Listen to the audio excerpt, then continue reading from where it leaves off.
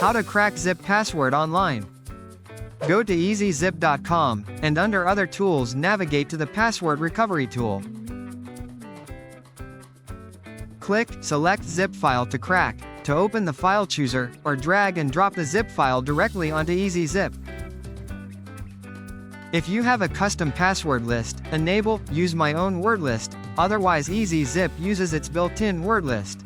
Click Start Password Recovery, and the tool will begin testing passwords against your archive. This may take a while depending on the password complexity. Once a match is found, the recovered password appears on screen. Click Copy Password to copy it. Now you can unlock the zip file directly in your browser using the ezyZip zip file extractor. In the file extractor, select the file, then enter the password you just recovered. You can now preview the contents of the file.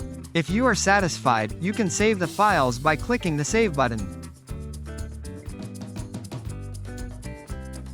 It's that easy.